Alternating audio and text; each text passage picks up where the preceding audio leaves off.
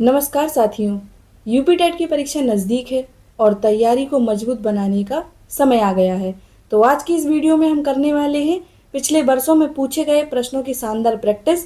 तो एक भी प्रश्न मिस ना करें। तो चलिए शुरू करते हैं अपना पहला प्रश्न। पहला प्रश्न है आपका, बुनियादी स्तर पर मातृभाषा में शिक्षा देना बेहतर है क्योंकि यह बच्चों में आत्मविश्वास का विकास करेगा, या फिर अधिगम को सरल बनाएगा, बौद्धिक विकास में सहायता करेगा, या फिर प्राकृतिक वातावरण में बच्चों को सीखने में सहायता करेगा। तो हमें ऑप्शन से ही पता चल रहा है कि इसका आंसर क्या होगा, प्राकृतिक वातावरण में बच्चों को सीखने में सहायता करेगा। इसके बारे में थोड़ा हम जान लें। बुनियादी प्राथमिक स्तर पर बच्चों को मातृभाषा में शिक्षा देना बेहतर होता है क्योंकि इससे वे अपने आसपास के वातावरण में जल्दी सीख जाते हैं। आपको पहली वीडियो में बताया था कि बच्चे सबसे ज़्यादा वातावरण से सीखते हैं और अपने परिवार से सीखते हैं। दूसरा क्वेश्चन है आपका, श्याम पट्ट पर लिखते समय सबसे महत्वपूर्ण क्या होता है? क्या अच्छी लिखावट महत्वपूर्ण है, क्या बड़े अक्षरों में लिखना महत्वपूर्ण है, या छोटे अक्षरों में लिखना महत्वपूर्ण है, या फिर लेखन में स्पष्टता? तो सही आंसर क्या होगा आपका, लेखन में स्पष्टता। यानी श्याम पट्ट पर लेखन का सबसे महत्वपूर्ण घटक लेखन में स्पष्टता होती है, जिससे छात्र श्याम पट्ट पर लिखी गई विषय वस्तु को आसानी से और सुगमता से पढ़ सकें। यानी अच्छी लिखावट, बड़े अक्षरों में लिखना, छोटे अक्षरों में लिखना, ये महत्वपूर्ण नहीं होता।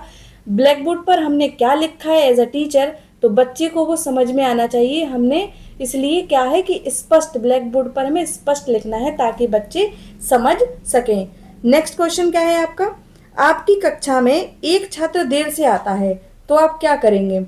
उसके अभिभावकों को सूचित करेंगे, उसे दंड देंगे, कारण जानने की चेष्टा करेंगे, या उस पर कोई ध्यान नहीं देंगे? तो सीडीपी में क्वेश्चन सॉल्व करने से पहले आपको ये याद रखना है कि बच्चा हमारे लिए भगवान है। तो इसमें आपका सही आंसर क्या हो जाएगा? तो हम क्या करेंगे, कारण जानने की कोशिश करेंगे कि वो कक्षा में देर से क्यों आ रहा है। चलिए, सर्वप्रथम शिक्षक द्वारा छात्र के कक्षा में देर से आने का कारण जानने का प्रयास करना चाहिए। तत्पश्चात उत्पन्न समस्या के समाधान के लिए आवश्यक कदम उठाने चाहिए। यानी पहले हमें जानना है कि बच्चा देर से क्यों आया है। ये नहीं कि उसके पापा को सूचित कर देंगे और उस पर कोई ध्यान नहीं देंगे, लेट आया तो आने दो, बैठा रहने दो क्लास में, ये सब नहीं करना है। ठीक है। नेक्स्ट क्वेश्चन क्या है आपका, विद्यालय में विद्यार्थियों को कैसे अभिप्रेरित करना उचित है? ऑप्शन है आपके, चुने गए अध्ययन द्वारा, प्रासंगिक अध्ययन द्वारा, गहन अध्ययन द्वारा, या फिर सश्वर अधिगम द्वारा। तो आपका सही आंसर क्या हो जाएगा? सही आंसर आपका हो जाएगा बी, प्रासंगिक अध्ययन द्वारा। विद्यालय में विद्यार्थियों को प्रासंगिक अध्ययन द्वारा अभिप्रेरित किया जा सकता है। यहाँ प्रासंगिक अध्ययन का तात्पर्य ऐसे अध्ययन अधिगम से है जो बच्चों के जीवन से संबंधित हो और उनके भविष्य में उपयोगी हो। जब शिक्षक विद्यार्थियों को उनके वास्तविक जीवन से संबंधित विषय वस्तु का अध्यापन करते हैं तो विद्यार्थी अधिगम में रुचि लेते हैं और सीखने के लिए प्रेरित होते हैं। अगले क्वेश्चन की तरफ चलते हैं, शिक्षा का उद्देश्य होना चाहिए। तो शिक्षा का उद्देश्य क्या होना चाहिए? विद्यार्थियों में व्यावसायिक कुशलता का विकास करना, विद्यार्थियों में सामाजिक जागरूकता का विकास करना, विद्यार्थियों को परीक्षा के लिए तैयार करना, या फिर व्यवहारिक जीवन के लिए विद्यार्थियों को तैयार करना। तो आपका सही आंसर क्या हो जाएगा? व्यवहारिक जीवन के लिए विद्यार्थी को तैयार करना। शिक्षा का मूल उद्देश्य ही जीवन जीने की कला सीखना है। अगला प्रश्न है आपका, विद्यार्थी में अवांछित व्यवहार को किंचित परिवर्तन करने में सबसे प्रभावी पद्धति है। तो विद्यार्थी को दंड देना, अभिभावकों को ध्यान में इसे लाना, अवांछित व्यवहार के कारणों को ढूंढना एवं उपचार का प्रबंधन करना, या फिर इसकी उपेक्षा करना। तो आपका सही आंसर क्या हो जाएगा? अवांछित व्यवहार के कारणों को ढूंढना और उपचार का प्रबंधन करना। सर्वप्रथम बालक को अवांछित व्यवहार के कारणों को जानना आवश्यक होता है। तत्पश्चात हम क्या करेंगे, उन कारणों की समस्याओं के उपचार के लिए प्रबंधन करेंगे और बालक के व्यवहार में परिवर्तन लाने का सबसे उचित तथा यह प्रचलित विधि होती है। अगला क्वेश्चन क्या है आपका, आपको शिक्षक दिवस पर कुछ विद्यार्थियों ने बधाई पत्र भेजा तो आप क्या करेंगे? तो आप कुछ नहीं करेंगे, उन्हें धन्यवाद देंगे, उन्हें पैसों की बर्बादी नहीं करने के लिए उपयोगी बोलेंगे, उन्हें बदले में शुभकामनाएं देंगे। तो आप क्या करेंगे? तो आप क्या करेंगे, उन्हें थैंक यू बोलेंगे यानी धन्यवाद देंगे। शिक्षक दिवस पर छात्रों द्वारा शिक्षक को बधाई देने पर शिक्षक को औपचारिक रूप से छात्रों को धन्यवाद देना चाहिए। अगला प्रश्न क्या है? जब एक विद्यार्थी असफल होता है तो समझा जाता है पद्धति असफल है, या शिक्षक असफल है, या पाठ्य पुस्तकें असफल है, या व्यक्तित्व असफलता है। तो आपका सही आंसर क्या हो जाएगा? आंसर डी, यह व्यक्तिगत असफलता है। जब एक विद्यार्थी असफल होता है तो समझा जाता है कि यह व्यक्तिगत असफलता है।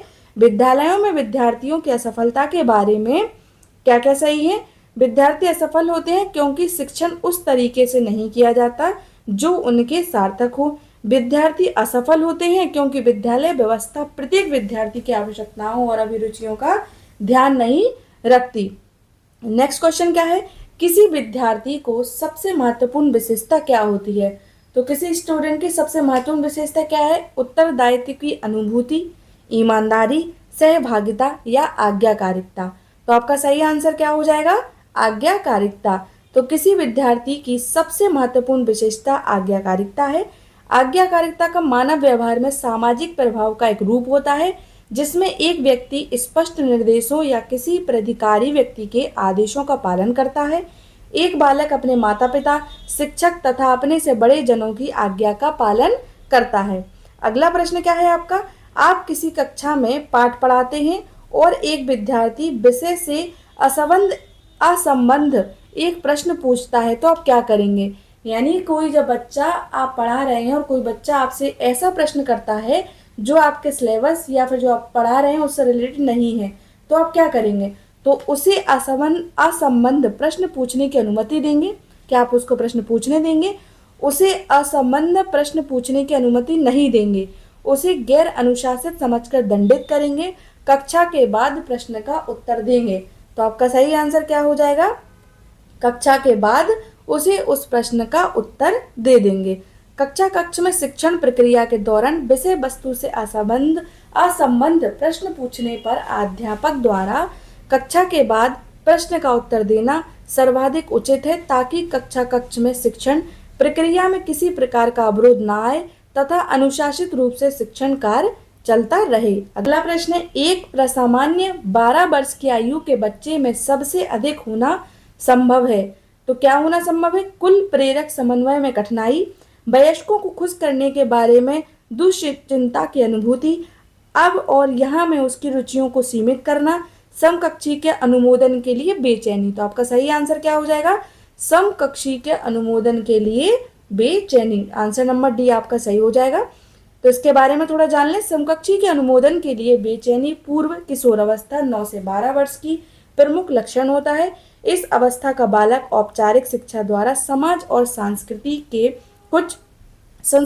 कुछ सरल और प्रारंभिक कौशलों को सीखता है, जैसे संबंध, निगमनात्मक तर्क करने की योग्यता, आत्म अनुशासन तथा सामाजिक अनुमोदन के नियमों का आदि का अधिगम करता है। अगला प्रश्न, विद्यालय से विद्यार्थियों को भाग जाने का कारण है। तो क्या कारण हो सकता है? कक्षा शिक्षण में रुचि का अभाव, विद्यार्थियों में अध्ययन में रुचि का अभाव, विद्यार्थियों को दंड नहीं देना है, समस्या के प्रति शिक्षकों का निर्दय अभिवृत्ति। तो क्या सही आंसर हो जाएगा आपका? तो आपका सही आंसर हो जाएगा समस्या के प्रति शिक्षकों की निर्दय अभिवृत्ति। यानी विद्यालय द्वारा विद्यालय से भागने की प्रवृत्ति के मुख्य कारण क्या हो सकते हैं, ये देख लेते हैं। तो छात्रों की समस्याओं के प्रति शिक्षक की असंवेदनशील रवैया, विद्यालय के वातावरण में अप्रजातांत्रिक स्वरूप, छात्रों में सुरक्षा की भावना का अभाव, यानी बच्चा जो है वो सुरक्षित महसूस नहीं कर रहा है, शिक्षण कार्य का सुचारू रूप से ना चलना, यानी बच्चों को पढ़ाया सही से नहीं जा रहा है। अगला प्रश्न क्या है आपका? विद्यार्थियों में श्रम की स्फूर्ति का विकास करने के लिए क्या इंपॉर्टेंट है? शिक्षक अपने ही श्रम में प्रवृत्ति दिखाएगा, शिक्षक श्रम के महत्व पर व्याख्यान करेगा, समय समय पर विद्यार्थियों को श्रम करने का अवसर देना पड़ेगा, या फिर विद्यार्थियों को श्रम करने वाले लोगों का उदाहरण देना पड़ेगा। तो आपका सही आंसर क्या हो जाएगा? आपका सही आंसर है समय समय पर विद्यार्थियों को श्रम करने का अवसर देना पड़ेगा। तो छात्रों को समय समय पर श्रम का अवसर देकर उनमें श्रम स्फूर्ति का विकास किया जा सकता है। इसलिए आजकल विद्यालयों में एनएसएस, एनसीसी तथा खेलकूद जैसे कोर्स विद्यालय के पाठ्यक्रम में लाए गए हैं। आपको पिछली वीडियो में बताया था मैंने कि खेल से बच्चा खेल से भी बच्चा सबसे ज़्यादा सीखता है, सबसे ज़्यादा उसका विकास होता है। चलिए आगे चलते हैं। बाल विकास की परिभाषा का अध्ययन क्षेत्र है जो मानवीय सामर्थ्यों में परिवर्तन करने का परीक्षण करता है, जीवन अवधि के दौरान व्यवहार की व्याख्या ढूंढेगा, बच्चों को वयस्क तथा वरिष्ठ नागरिकों के साथ तुलना करेगा, किसी बच्चे के संज्ञानात्मक, सामाजिक तथा दूसरे सामर्थ्यों के क्रमिक विकास के लिए उत्तरदायी होगा। तो आपका सही आंसर क्या हो जाएगा? आपका सही आंसर हो जाएगा, ज़्यादातर बड़े आंसर ही सही होते हैं और ये वैसे भी सही है, किसी बच्चे के संज्ञानात्मक, सामाजिक तथा दूसरे सामर्थ्यों के क्रमिक विकास के लिए उत्तरदायी होगा।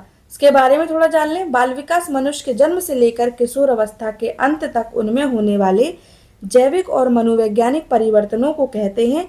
जब भी धीरे धीरे निर्भरता से और अधिक स्वतः की ओर बढ़ते हैं, अर्थात किसी बच्चे में संज्ञानात्मक, सामाजिक तथा नैतिकता के क्रमिक विकास को बाल विकास कहा जाता है, जो एक दूसरे से क्रमिक विकास के लिए उत्तरदायी होते हैं। अगला प्रश्न है आपका, प्राथमिक शिक्षक के लिए बाल मनोविज्ञान का ज्ञान आवश्यक है क्योंकि यह बच्चों को अनुशासित बनाने में सहायता करता है, परीक्षा के परिणाम में उन्नति होती है, यह बच्चों को अभिप्रेरित करने के लिए सुविधाजनक तरीका बन जाता है, या फिर यह बच्चों के व्यवहार को समझने में शिक्षक की सहायता करता है। तो आंसर आपने देख लिया है, आंसर आपका डी सही है। यह बच्चों के व्यवहार को समझने में शिक्षक की सहायता करता है।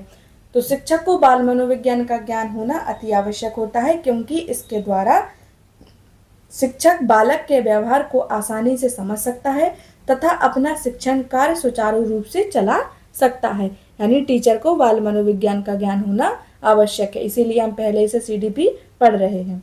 चलिए अगला प्रश्न है, मानवीय मूल्यों जो प्रकृति में सर्वार्थिक है के विकास का अर्थ क्या है? क्या हो जाएगा? मतारोपण, अंगीकरण, अभिव्यक्ति या फिर अनुकरण? तो सही आंसर आपका हो जाएगा अंगीकरण। राधा कुमुद मुखर्जी ने लिखा है कि मूल्य समाज द्वारा मान्यता प्राप्त इच्छाएं एवं लक्ष्य है जिनका अंतीकरण सीखने या सामाजिकरण की प्रक्रिया के माध्यम से होता है, जो बाद में व्यक्तिनिष्ठ मान तथा अभिलाषाएं बन जाती हैं। अर्थात मानवीय मूल्यों के पीढ़ी दर पीढ़ी अंगीकरण होता है और इसी प्रकार उनका विकास पीढ़ी दर पीढ़ी होता है। अगला प्रश्न है, अपने विद्यार्थियों को समझने के लिए एक शिक्षक में अच्छी जानकारी होनी चाहिए। बाल मनोविज्ञान की होनी चाहिए, बच्चों को समझने की प्रवृत्ति की जानकारी होनी चाहिए, विषय वस्तु के प्रति विद्यार्थियों के मत की, या फिर सभी की? तो आपका सही आंसर क्या हो जाएगा? आंसर डी, यानी विद्यार्थियों को समझने के लिए शिक्षक को बाल मनोविज्ञान की समझ भी होनी चाहिए, बच्चे की समझने की प्रवृत्ति भी, और विषय वस्तु के प्रति विद्यार्थियों के मत की भी। प्रश्न देख लेते हैं, निम्न में से किस स्तर में बच्चे अपनी समकक्षी वर्ग के सक्रिय सदस्य बनते हैं? किशोर अवस्था में, वयस्क अवस्था में, प्राक अवस्था में, या फिर बाल्य अवस्था में? तो सही आंसर आपका क्या हो जाएगा? बाल्य अवस्था में। तो बाल्य अवस्था में बच्चे अपने समकक्षी वर्ग के सक्रिय सदस्य बनते हैं। इस समय बालक अपना अधिक से अधिक समय दूसरे बालकों के साथ व्यतीत करने का प्रयास करते हैं, और रॉस ने इसे अधिक स्पष्ट करते हुए क्या कहा है? बालक प्रायः अनिवार्य रूप से किसी न किसी समूह का सदस्य बन जाता है। अगर आपको जानकारी अच्छी लग रही है तो आप चैनल को सब्सक्राइब कर लें और वीडियो को लाइक करना ना भूलें। और अगली वीडियो आपको किस टॉपिक पर चाहिए ये आप कमेंट बॉक्स में ज़रूर लिख दें। आपके कितने नंबर बने ये भी आप कमेंट बॉक्स में लिखें। चलिए आगे बढ़ते हैं। मनोचित्रण का संदर्भ है अर्थग्रहणता को बढ़ाने की एक तकनीक, जोखिम भरे कार्य के लिए कर्म योजना, मन का चित्र खींचना, या फिर मन के प्रकार्य का अन्वेषण? तो सही आंसर क्या हो जाएगा? मन के प्रकार्य का अन्वेषण मनोचित्रण कहलाता है। अगला प्रश्न है, प्रतिभाशाली होने का संकेत निम्न में से क्या नहीं है? विचारों में सृजनात्मक, दूसरों के साथ लड़ना, अभिव्यक्ति में अनूठापन, या कौतूहल? तो आपका सही आंसर क्या हो जाएगा? दूसरों के साथ लड़ना। प्रभावशाली होने के संकेत इस प्रकार हैं: उच्च बुद्धि लब्धि 130 के ऊपर, विचारों में सृजनात्मकता, उत्सुकता, कौतूहल, अभिव्यक्ति के अनूठापन, दूसरों के साथ लड़ाई झगड़ा करना प्रतिभाशाली होने का संकेत नहीं है। तो हमें नेगेटिव बताना था, तो नेगेटिव का आंसर क्या हो जाएगा? नेगेटिव। चलिए आगे बढ़ते हैं। बालिका शिक्षा को महत्वता देना उचित है क्योंकि बालिकाएं बालकों से अधिक बुद्धिमती होती हैं, बालिकाएं बालकों से अल्पसंख्यक होती हैं। अतीत में बालिकाओं को बुरी तरह से विभेदित किया जाता है। किसी सामाजिक परिवर्तन के नेतृत्व में केवल बालिका ही समर्थ होती हैं। तो आपका सही आंसर क्या हो जाएगा?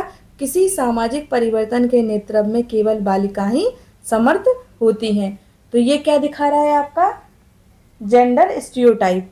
तो किसी सामाजिक परिवर्तन के नेतृत्व में बालिकाओं की बहुत ही महत्वपूर्ण भूमिका होती है, इसलिए बालिका शिक्षा को महत्वता देना उचित है तथा साथ में इसके लैंगिक भेदभाव में कमी आती है।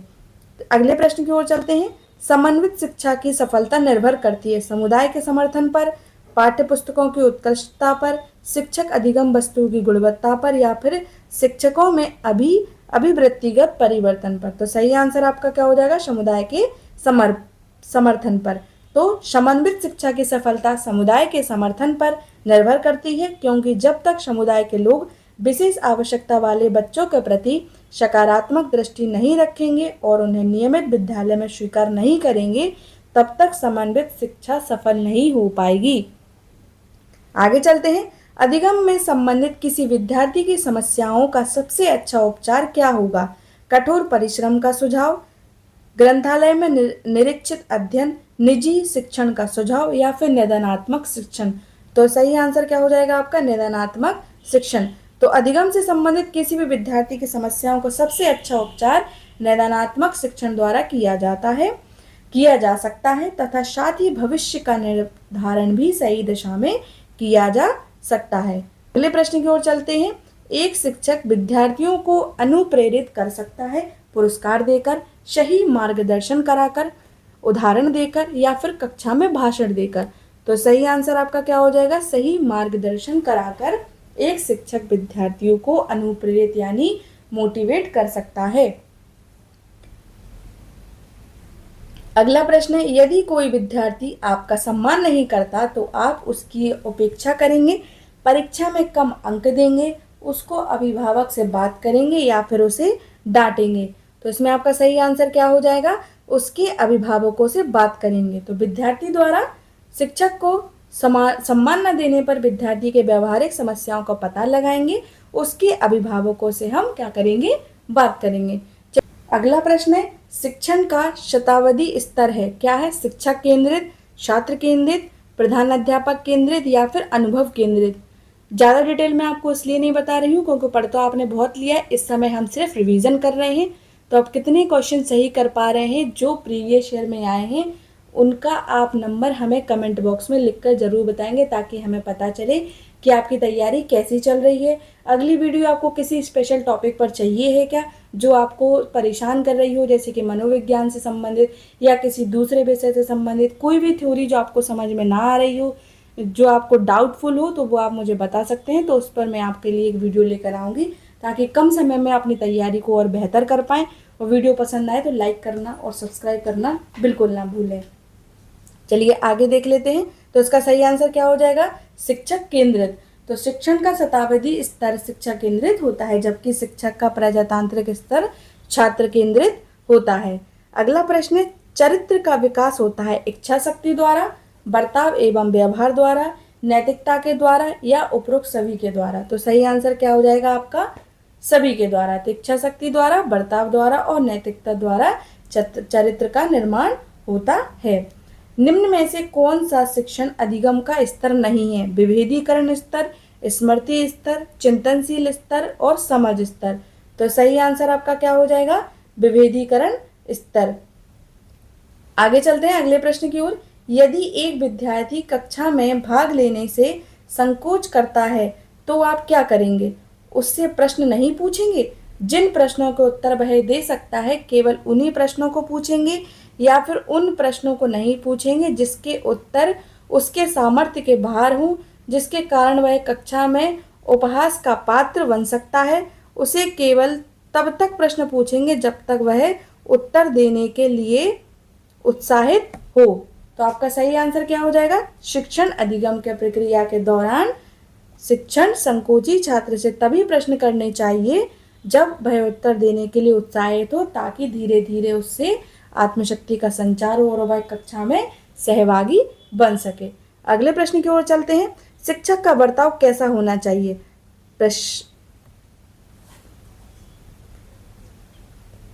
शिक्षक का बर्ताव कैसा होना चाहिए? प्रशासनात्मक, शिक्षाप्रद, आदर्शवादी या फिर निदेशात्मक? तो आपका सही आंसर क्या हो जाएगा? आदर्शवादी। शिक्षक का बर्ताव कैसा होना चाहिए? आदर्शवादी होना चाहिए। तो अब हम वीडियो में क्या करेंगे, 30-30 करके सभी यूनिट को एक एक करके कंप्लीट करते जाएंगे। सुबह के समय हम प्रीवियस ईयर में आने वाले क्वेश्चन की प्रैक्टिस करेंगे और शाम के समय हम मॉक टेस्ट लगाएंगे, ताकि 10 दिन बचे हैं, आपकी तैयारी बहुत अच्छे से हो जाए। आपका समय बहुत कीमती है, इसलिए बिना समय गवाए छोटे छोटे वीडियो में हम यूनिट वाइज अपने सिलेबस को जल्दी जल्दी कंप्लीट करते जाएंगे और कंप्लीट रिवीजन कर लेंगे। वीडियो अच्छी लगे तो लाइक कर देना। मिलते हैं अगली नेक्स्ट वीडियो में। Thank you.